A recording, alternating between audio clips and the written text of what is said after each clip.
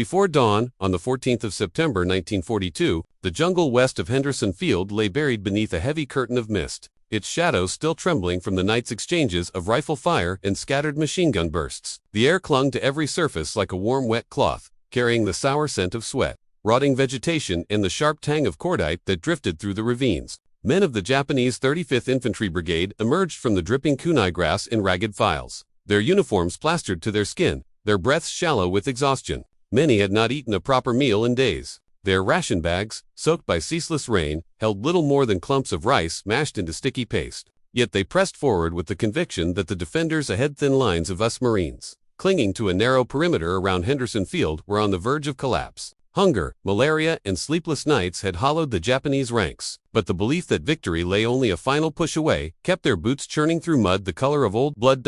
As gray light filtered into the canopy, a faint vibration reached the Japanese advance guard. At first, it blended with the rumble of distant surf and the occasional crack of a rifle, but within seconds the sound grew into the steady, confident drone of multiple engines. Several officers froze, their minds turning at once to the possibility of Japanese float planes returning from a reconnaissance sweep. But the pitch was wrong. Deeper, smoother, unmistakably foreign. When dark silhouettes materialized above the tree line, the truth became impossible to ignore. Dozens of American C-47 transports swept low in formation, their olive drab bodies slicing through the morning haze with a purpose that made seasoned soldiers recoil in disbelief. Paratroop doors flung wide. The aircraft released their cargo in a sudden cascade. Wooden crates tumbled into open air, each one tethered to a billowing white parachute that unfurled like a pale flower over the jungle. The breeze carried them gently downward, drifting with unhurried grace toward the Marine positions still trading fire with advancing Japanese units. Some chutes landed behind sandbag walls, others directly among squads crouched in fighting holes. To the astonishment of the watching Japanese officers, American troops under fire did not pause to recover them with desperation or confusion. They moved with practiced efficiency, dragging the crates to cover, breaking them open and retrieving hot rations, medical kits, mortar rounds, and belts of machine gun ammunition. For starved and fever-stricken Japanese infantry, who had spent the night chewing raw rice for strength, the sight bordered on the unreal. How could an enemy not only hold its perimeter but receive complete meals in the middle of a firefight? Several men later recalled the moment as the first time they sensed a deeper imbalance in enemy whose logistical reach seemed to disregard terrain, weather, and even the chaos of battle itself. The Americans fought on without breaking formation, bolstered by supplies that seemed to materialize from the sky precisely when needed. As the sun crept higher, the Marines used their renewed strength to steady their lines, reinforcing positions along ridges and shallow ravines where the jungle thinned into open patches of red soil. The Japanese advance, sapped by hunger and stunned by the spectacle of airborne resupply, slowed into scattered pressure rather than a cohesive assault. What the Japanese witnessed that morning was more than an unexpected delivery of food. It was the first demonstration of an air supply system that would shape operations across the Pacific, hinting at a broader transformation in the way America sustained its frontline troops. That revelation would become clearer as the campaign dragged on and Allied logistics expanded into something far greater than the Japanese had ever anticipated. By the early months of 1942, the Pacific War had revealed a reality far harsher than any pre-war planning map had suggested. From the steaming interiors of New Guinea to the swamp-fringed valleys of the Solomons, geography dictated every movement. Jungle walls rose in tangled layers, ridgelines cut across the land like serrated blades, and countless riverbeds churned into sucking mud each afternoon as monsoon rains returned with mechanical regularity. In these conditions, even the simplest advance became a days-long ordeal, measured not in kilometers but in the number of machete strokes required to clear a few meters of choking vine. Conventional supply columns, trucks, wagons, even mules found no purchase in such terrain. Roads washed out, trails vanished, and any unit that pushed too far beyond its stockpiles discovered that firepower mattered little when ammunition ran dry and entire companies weakened from hunger. By mid-1942, American commanders studying both the bloody stalemate around Buna and the grinding fight for Guadalcanal recognized that the theater's decisive variable was not the number of tanks or artillery pieces shipped from the United States, but the ability to get food, ammunition, and medical support to infantry fighting in regions where no roads could survive. Reports from Australian units retreating along the Kokoda Track only reinforced this lesson. Small detachments had endured there only because of improvised airdrop sacks of rations, bandages, and rifle rounds pushed from the open doors of transport aircraft, often landing between tree roots or rolling down muddy slopes, but arriving all the same. These crude experiments showed that air supply was not merely a convenience, it was the only logistical method capable of matching the tempo of jungle warfare. The Japanese army, Accustomed to rapid offensive thrusts supported by hand-carried loads, horse trains and coastal barges found its system collapsing the moment operations shifted inland. Barges were intercepted or destroyed. Porters exhausted themselves long before reaching the front, and units advancing into the jungle quickly became isolated. Japanese planners assumed that the same constraints applied to their enemy and initially dismissed American reliance on transport aircraft as an unreliable gamble, dependent on weather and luck. But American logisticians were drawing an entirely different conclusion. Increasing coordination with Australian experience and new U.S. Army Air Forces studies convinced them that aerial resupply could replace ground logistics altogether in certain campaigns. Granting infantry the freedom to move across terrain the Japanese believed would starve any force that entered it. This idea, radical only months before, took on urgency as the Guadalcanal fighting intensified. Each successful drop demonstrated that an Allied unit could remain supplied even when encircled or far ahead of its own supply lines. What had begun as a desperate improvisation was becoming the foundation of a new operational philosophy, one that Japanese troops would soon encounter firsthand, often interpreting it not as a logistical innovation but as proof that Americans possessed resources too vast to exhaust. That growing logistical confidence would soon collide with the realities facing Japanese battalions deep in hostile jungle, setting the stage for the first dramatic demonstrations of air supply's full potential. By late 1942, the sound that Japanese infantry along the ridges of Guadalcanal would come to recognize in recent ways the steady, confident hum of the Douglas C-47. The aircraft was unremarkable in appearance, a twin-engine transport with a squat fuselage and broad wings. Yet it formed the backbone of Allied air supply throughout the Pacific. Designed to haul roughly 3 tons of cargo, it cruised at about 160 miles per hour, a speed slow enough to allow precise drops, yet fast enough to move between island bases scattered across thousands of miles. Its rugged construction, reinforced flooring, and wide cargo doors made it perfectly suited for the improvised coral airstrips that American engineers carved into jungles and atoll flats from New Caledonia to Port Moresby. These rough runways, far from secure in the early months of the war, nonetheless gave the C-47 a reliable platform from which to launch missions that no other aircraft type could sustain. As Allied operations expanded, a larger and more powerful transport joined the fleet, the Curtiss C-46 Commando. With greater range and lift capacity, the C-46 could deliver heavier loads to forward units, though its complex systems demanded more maintenance in tropical conditions. Between them, the C-47 and C-46 formed a logistical partnership that redefined the meaning of supply in the Pacific. Crews quickly converted both aircraft for dedicated airdrop missions. They lined cargo bays with rollers and fitted push pallets that allowed bundles to slide toward the open doors in rapid succession. Static line rigs attached to parachutes ensured that each bundle deployed correctly when it cleared the aircraft. Rations, medical kits, mortar rounds, machine gun belts, and even insulated containers holding warm meals could be released in sequences timed down to the second, each one calculated to land within a narrow zone marked by colored panels or smoke. Extreme situations demanded even more daring. When weather closed in or jungle canopy made parachutes impractical, pilots sometimes descended to treetop height and kicked out crates without chutes, trusting dense foliage or soft earth to absorb the impact. It was a crude method, but for desperate units cut off by terrain, these free drops often meant the difference between holding a ridge and abandoning it. Japanese forces had no comparable capability. Their supply system relied heavily on floatplanes with minimal lift capacity and on barges that could be ambushed or destroyed long before reaching inland positions. When Japanese infantry observed the steady rhythm of American transport flights, they assumed multiple squadrons must be operating overhead, never realizing that a small number of aircraft, flown with precise discipline, could sustain entire battalions. The level of coordination required mapping terrain, timing release points, and maintaining radio contact with ground markers hidden beneath jungle canopy transformed air supply from improvisation into an industrial science within months. This expanding mastery of airborne logistics ensured that American and Australian units could continue fighting, even when surrounded or far from port, while Japanese troops, trapped by their own overextended supply chains, descended into hunger and ammunition scarcity. As these aircraft and techniques converged on the battlefields of Guadalcanal, they formed the technological foundation for the first dramatic displays of air supply that would shock Japanese infantry, who believed such feats impossible.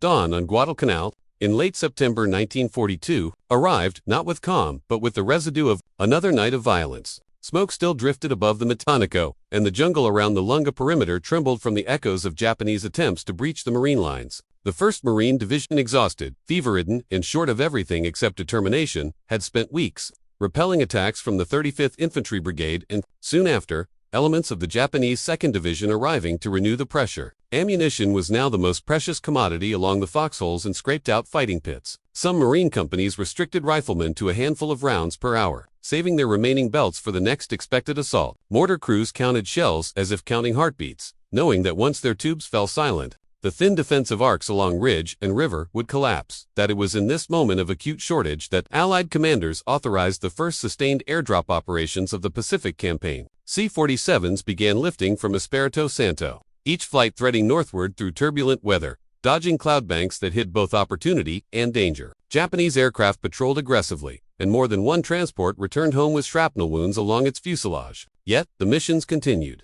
Every crew aware that the Marines were holding their lines by inches as the fighting intensified in early October. The rhythm of the air supply effort grew almost mechanical. Cargo bays were stacked with ammunition belts, medical sets, and insulated containers packed that morning with hot meals ladled directly from field kitchens. Pilots flew low over the coastline, banking inland across the dark creases of jungle where small clearings had been marked by smoke and colored panels. Parachutes burst open in white flares, drifting steadily toward positions that had nearly gone silent hours before. Marine squads crouched behind logs or within shallow scrapes as crates dropped into contested ground, each bundle carrying life measured in rounds, bandages, and calories. Japanese infantry, attempting to tighten the cordon around the perimeter, watched these scenes with disbelief. After days spent marching through mud and choking vegetation with only what their backs could bear, the idea that an enemy could receive fresh meals still warm in their containers under fire defied every assumption they held about battlefield fatigue. Many believed the Americans must have fielded an enormous fleet of transports, a sky filled with logistics so vast that no amount of attrition could diminish it. Surviving Japanese reports described the phenomenon as unnatural, an advantage that seemed to remake the logic of warfare in an environment where exhaustion was supposed to be universal. Effect on the ground was immediate. Positions on the brink of collapse stiffened within hours, their defenders suddenly supplied with the ammunition needed to repel the next push along the Mat or across the open patches west of Henderson Field. What had begun as an emergency measure revealed its true power during these weeks. Air supply could dictate the outcome of close-range infantry-driven battles. As Guadalcanal stabilized under this new logistical lifeline, the lessons learned would move with the Allies toward the mountains and jungles of New Guinea, where the next test of airborne logistics awaited. By the end of 1942, the astonishment felt by Japanese infantry on Guadalcanal had already begun to seep into regimental diaries and intelligence summaries, revealing a frontline army struggling to interpret what it had witnessed. Soldiers of the 35th Infantry Brigademen who had marched for weeks on half rations and believed endurance under privation to be a measure of warrior spirit recorded their disbelief at seeing enemy troops receive warm meals and fresh ammunition in the middle of combat. To them, it seemed less like a tactical innovation and more like a violation of the natural order of jungle warfare, where scarcity and exhaustion were supposed to be universal. Reports from multiple companies described the parachutes drifting over Marine positions as symbols of an opponent whose material strength appeared limitless, and whose comfort in battle seemed almost decadent by comparison. Misinterpretations quickly followed. Lacking accurate intelligence on American logistics, several Japanese officers concluded that the Allies must have committed more than 200 transport aircraft to the Solomons. The real number barely a few dozen C-47s, and later, a handful of C occurred to observers who saw aircraft flying repeated daily missions and assumed that each pass represented a new squadron entering the theater. One diary fragment speculated that the Americans had developed dedicated meal planes, a misunderstanding born from watching drops arrive just before renewed Marine counterattacks. Another intelligence note from early 1943 claimed that the United States fielded an entire feeding brigade of the sky, its language revealing equal parts awe and resentment. These misconceptions shaped operational thinking far beyond Guadalcanal. Intelligence officers at Rabaul and Truk debated whether the Americans were masking deeper logistical vulnerabilities with dramatic air displays. But the field reports told a clearer story. Japanese units advancing with rations intended for 2 or 3 days found themselves facing an enemy who fought as if the jungle imposed no logistical penalty at all. Even when Japanese infiltrators succeeded in severing trails or harassing rear areas, the Marines' ability to restore their strength through the next airdrop erased whatever advantage those efforts had gained. The imbalance hardened Japanese resolve but also eroded confidence. For if the enemy could recover instantaneously from setbacks, then no attrition-based strategy could reliably break him. As Japanese forces withdrew from Guadalcanal toward New Georgia and Buji, many assumed that similar airdrops would follow them, swarming aircraft, delivering supplies wherever American infantry appeared. Yet the next stage of the logistical revolution would unfold, not on small islands but across the towering spine of New Guinea, where air supply would evolve far beyond the improvised drops first witnessed in the Solomons. The psychological shock that began on Guadalcanal thus became the prelude to an even larger transformation waiting across the Solomon Sea.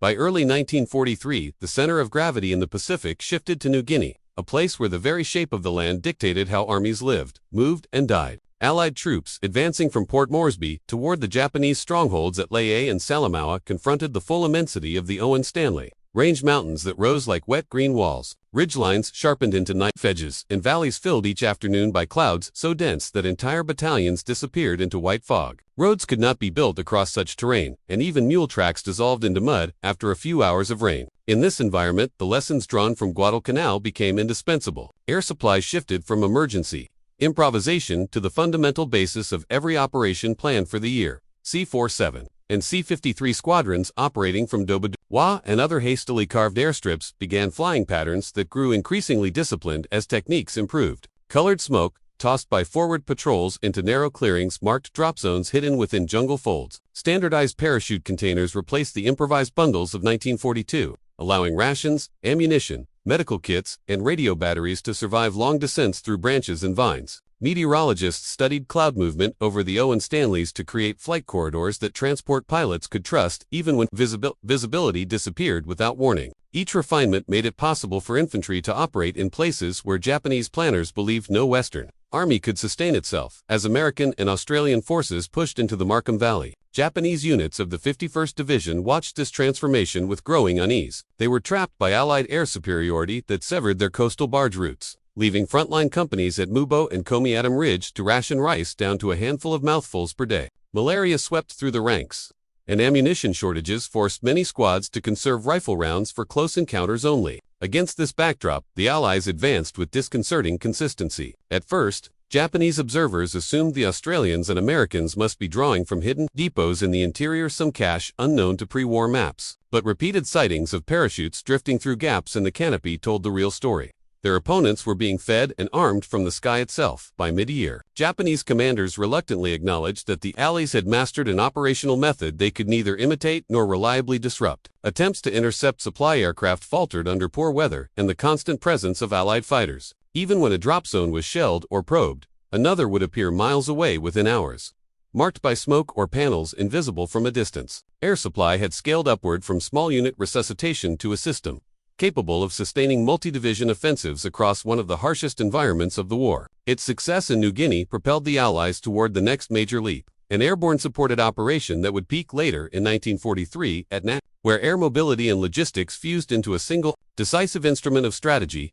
At dawn on the 5th of September 1943, the Markham Valley lay wrapped in thin ground mist, the grasslands stretching in pale green bands. Beneath the still dark silhouettes of the Finisterre Range, to Japanese soldiers of the 51st Division watching from ridge positions west of Lae, the morning seemed deceptively quiet until the distant rumble of engines rolled across the valley like slow-moving thunder. The sound grew into a layered vibration, deeper and more numerous than the single reconnaissance flights they had grown accustomed to. Moments later, dozens of C-47s swept into view in tight formations, their wings flashing in the early light, and the sky above Nadzib erupted with parachutes blossoming in rapid succession. The 503rd Parachute Infantry Regiment was descending into what Japanese planners had long considered an inaccessible interior basin, a place they believed could be approached only by grueling marches along ridge tracks. The airborne landing shattered that assumption in seconds. Once the paratroopers secured the landing zones, the transformation of Nadzib began at a pace the Japanese could scarcely comprehend. Within hours, C-47s began landing on hastily cleared strips, delivering engineer units armed with bulldozers, sawmills, fuel drums, and crates marked for construction teams. Dirt and grass flew as pathways were widened into serviceable runways, the machinery carving through soft earth that had never before felt the blade of a grater. Japanese observers stationed along the high ground above the valley watched supply planes circle in steady loops, landing with cargo holds filled not only with rations and ammunition but with prefabricated planking and steel matting destined to turn the primitive clearing into a major forward airfield. The arrival of Australian elements from the 7th Division followed in rapid rhythm, each lift adding manpower, weapons and equipment that accumulated into an offensive presence far larger and faster than Japanese commanders predicted. Those on the ridgelines were stunned by how quickly the Allies turned a remote patch of grassland into a logistical hub capable of sustaining a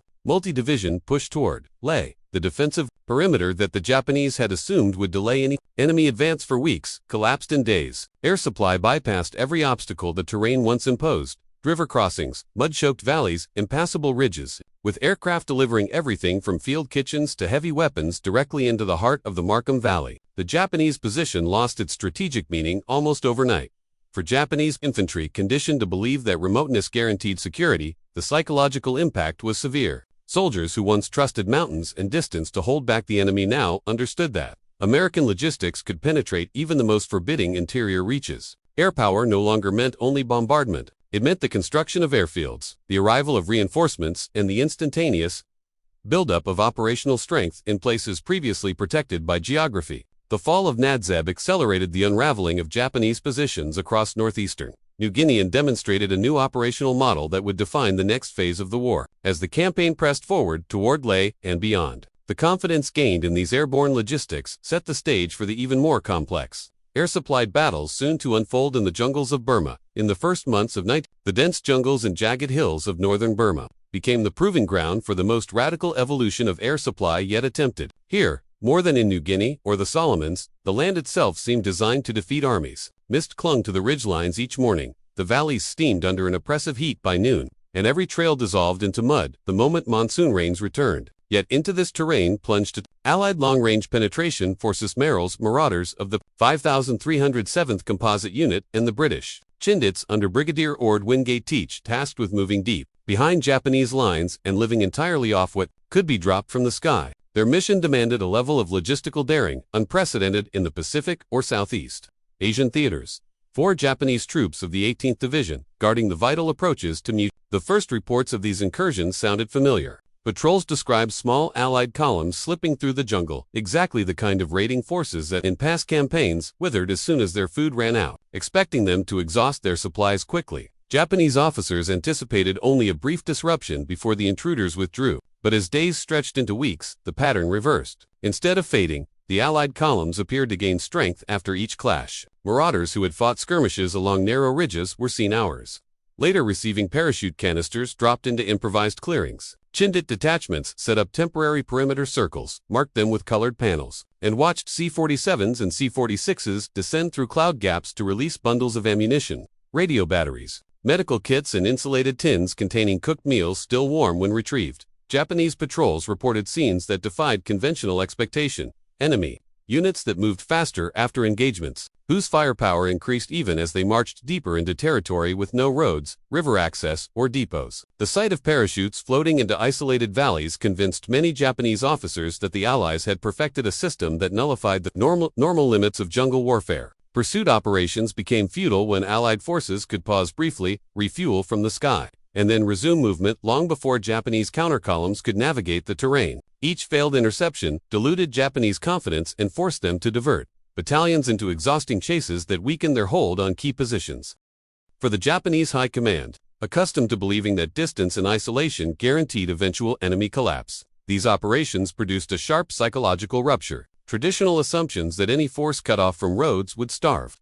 That momentum could be broken by severing supply lines no longer applied. Instead, the Allies demonstrated that air power could not only deliver ammunition and food, but could project sustained offensive capability far beyond the reach of conventional logistics. As Merrill's Marauders and the Chindits pressed toward the Mutiny corridor, the Japanese realized that the battlefield had expanded vertically. Control of the sky now meant control of endurance, mobility, and operational tempo. These deep campaigns set the conditions for the next major turning point in Burma. The same airborne logistics that kept raiding columns alive would soon make possible the dramatic seizure of Mutiny, itself a battle in which air supply shaped not just survival but strategy. By mid-1944, the Allied campaign in northern Burma converged on a single objective whose importance was understood by every commander on both sides. Mutiny. The town's airfield sat beside the headwaters of the vital Ledo Road, the overland route intended to reconnect India with China's embattled interior. 2 Japanese planners of the 18th Division. This geography appeared to offer natural protection. The surrounding jungle was dense, the river crossings unreliable, and the approaches from the west and north threaded through valleys so thick with undergrowth that any large-scale Allied advance seemed impossible. Yet what unfolded in the spring and early summer of 1944 overturned those assumptions completely. Merrill's marauders, weakened by malaria, dysentery, and exhaustion, pressed forward alongside Chinese X-Force units, all sustained by a logistical method that rendered traditional barriers irrelevant.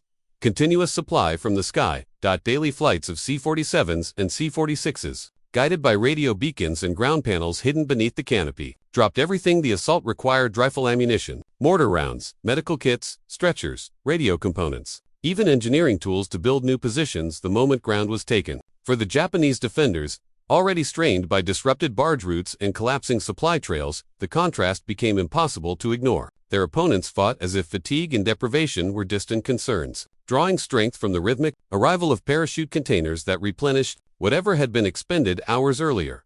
Reports from Japanese officers during the siege carried an unmistakable tone of frustration. Counterattacks that should have weakened the Allied drive did little more than momentarily slow it. Japanese units noted that enemy firepower, even after heavy exchanges, returned to full strength within a day. One intelligence summary lamented that the enemy seemed renewed without pause, a direct acknowledgement that airborne logistics had undermined the tactics that had previously worn down Allied forces in Burma's interior. Meanwhile, the 18th Division's own supply chain disintegrated under constant Allied air pressure. Ammunition shortages spread, rations dwindled, and the promise of reinforcement faded as barge routes were cut and roads washed out by monsoon rains. When Muchina finally fell, the strategic implications were immediate. The airfield became a forward hub, linking India and China more directly than at any point since the war's beginning, improving the flow of material to Chinese forces resisting Japan's inland offensives. For the Japanese High Command, the defeat marked a recognition that went beyond the loss of a single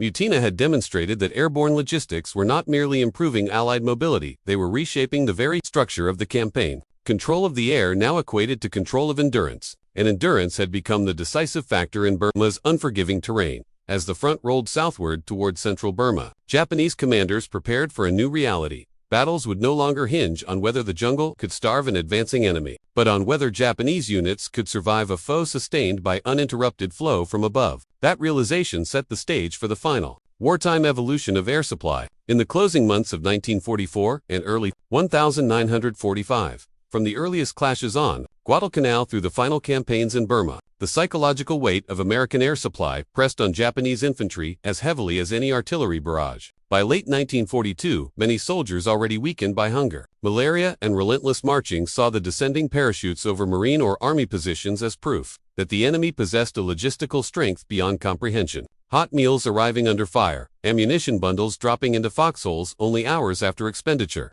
and medical kits landing in contested clearings created a recurring impression that American units simply could not be worn down. For men who believed endurance through hardship defined martial virtue, this spectacle eroded confidence at its core. What they interpreted each time parachute canopies drifted into view was not just resupply, but an assertion of industrial superiority, a reminder that their opponent fought with the support of a vast, distant machine that never seemed to tire. These impressions deepened as the war expanded into New Guinea and Burma.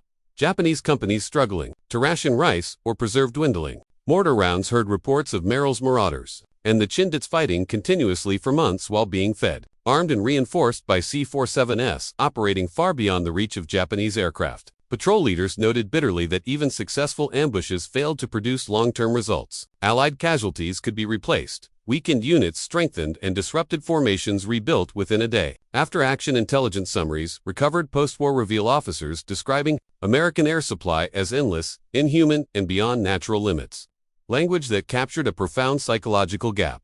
Victory, even when achieved tactically, felt hollow when the enemy's strength returned almost instantly from the sky. By 1945, this sense of futility influenced Japanese strategic thinking more visibly than ever. Commanders who once preached decisive assault shifted toward delaying actions, hoping only to stall forces that could no longer be exhausted by terrain or starvation. Operational plans increasingly assumed that Allied formations would recover from losses within hours, leaving little expectation that counterattacks could reverse a battlefield trend. Air supply had become more than a means of survival or movement. It had reshaped morale, undermined the faith Japanese soldiers placed in hardship as a weapon, and illuminated a war of attrition they now understood they could not win. This psychological dimension of logistics would feed directly into the adaptation, desperate decisions that marked the conflict's final year. By 1944, the dramatic successes of air supply masked a reality that every pilot, mechanic, and infantryman understood instinctively. The the system was powerful but far from flawless. In both the Pacific Islands and the tangled interior of Burma, weather dictated the rhythm of operations with an authority equal to any enemy commander. Monsoon clouds could swallow entire mountain ranges within minutes,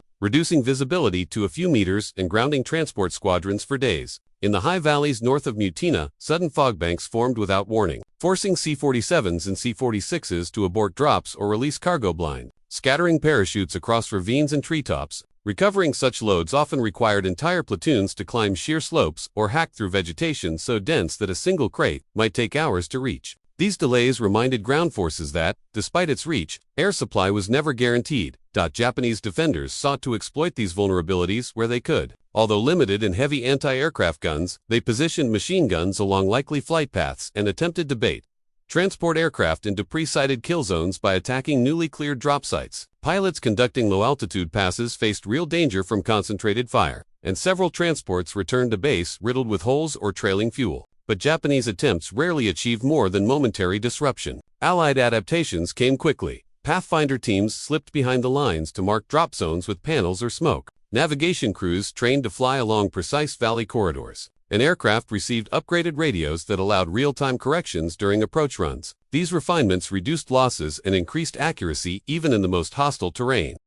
Maintenance proved an equally serious challenge. C-47 and C-46 airframes, flown relentlessly in tropical heat and corrosive humidity, demanded constant repairs. Engines overheated, control surfaces deteriorated, and avionics failed after long exposure to monsoon moisture. To keep squadrons operational, the Allies established forward maintenance depots that moved alongside advancing ground forces, allowing damaged aircraft to be serviced close to the front rather than ferried back hundreds of miles. Light aircraft such as the L-5 Sentinel also began playing a crucial role, evacuating wounded from improvised jungle strips only meters longer than the length of their own fuselage. This fusion of medical evacuation with aerial logistics not only saved lives but further reassured troops that distance and isolation no longer guaranteed abandonment. By late 1944, the cumulative effect of these adaptations transformed air supply into a flexible, resilient system able to support simultaneous operations across Burma, New Guinea, and the Philippines. Limitations persisted. Weather could never be fully tamed,